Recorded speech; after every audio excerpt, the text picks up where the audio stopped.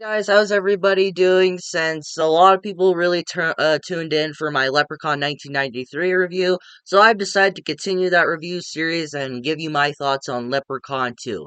This one's gonna get me in trouble. Little dancing, I'm shaking my butt. Starting off with my positives on Leprechaun 2 is I like the St. Patrick's Day setting. When you get a killer leprechaun, you kind of expect it to be a set in oh god, set on St. Patrick's Day. I cannot speak. I'm very tired. And I like how we're in the big city when it's on St. Patrick's Day. When you're in a big city during St. Patrick's Day, then you're gonna get a lot of stuff going on. Which for where I live, a lot it's like I believe what I've heard is that we're the fifth country in the world to really celebrate St. Patrick's Day. So all the stuff that goes around in this movie during St. Patrick's Day in this city, watching it just kind of gives me vibes of my hometown.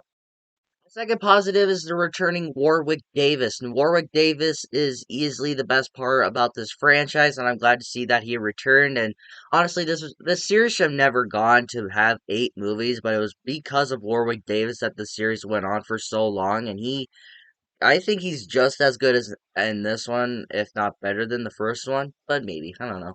But overall, I think to see him return to this weird character is very cool.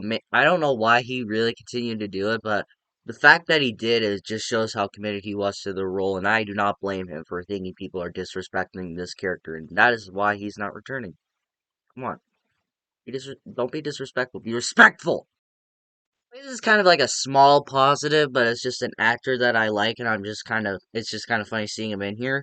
It's Clint Howard. I think he is a very talented actor. Every time I see him, I can't help but think of his character in The Grinch, how The Grinch Stole Christmas 2000 movie, and the little murderer that he plays in this little film called Ice Cream Man, which I think is a very, very underrated horror film. It's one of my favorites, and I would recommend it. And that's like the only reason that I like Clint Howard is because of that movie. Like I said, small positive, but I just like that actor, and I just like seeing him in this movie.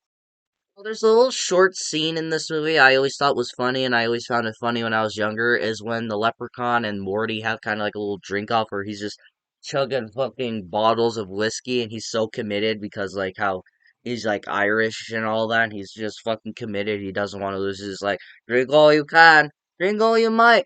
You can't beat me because I'm a leprechaun and all that. And then after Morty, he realizes that was just a distraction so they can go get Bridget and all that.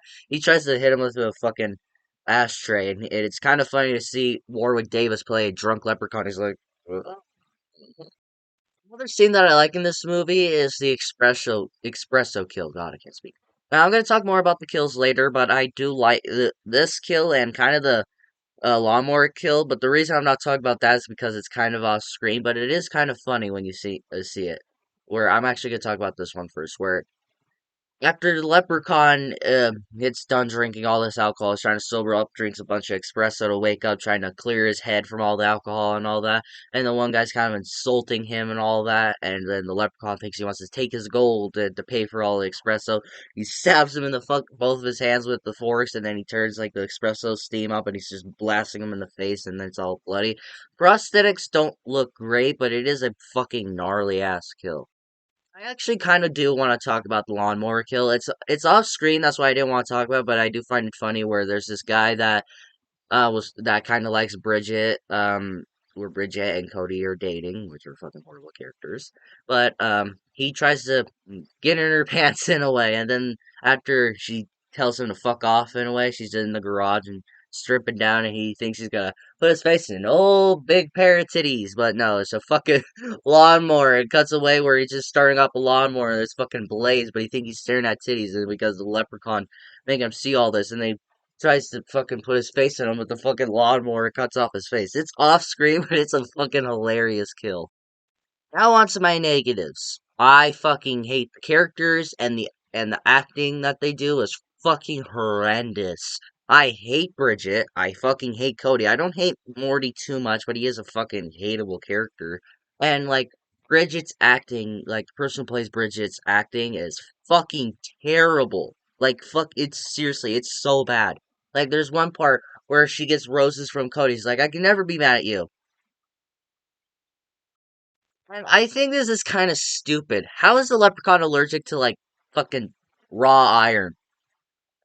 Every fairy tale I looked up on a leprechaun, it never said anything about iron, about him being allergic to iron or fucking steel. I even looked that up. I'm like, is are leprechauns allergic to steel? And the only thing that showed up was this movie. Okay, I mean the way that he's killed off with the iron is cool, but it's fucking stupid. Now let's talk about the rest of the kills. They're not great.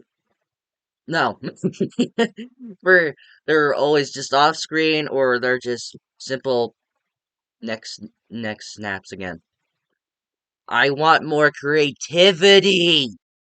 Fucking hate that the leprechaun lives in a fucking tree. What the fuck does that have to do with about a leprechaun? I've never seen anything about a leprechaun living in a fucking tree. And then you get to this like fucking thing where he takes Bridget, where he tries to like this whole movie's about him trying to find his wife. That's why he takes Bridget, and he takes her to this fucking tree, and then they're just in there, like Bridget's like stuck in there for the next hour of the fucking film. But then Cody somehow gets in there when the leprechaun has to use like fucking magic powers to get in there, but somehow Cody can just go in there. And the final act is them just running around in this giant ass tree thing that they're in, and it's just like a little fucking loop.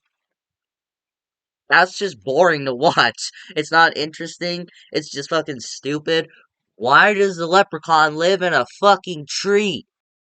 I don't know, guys. I grew up watching this movie, so all the things that I gave negatives on, it's kind of fun to rant on them, though.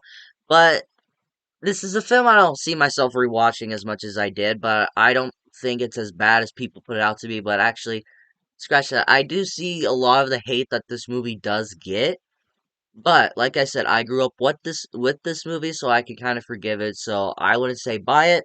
I would just say just go ahead and stream it.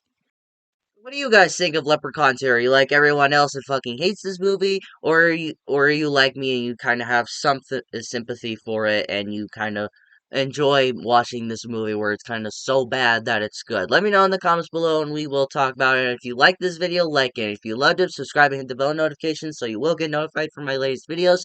And please share this video so my YouTube channel could grow more. But until my next video, take care.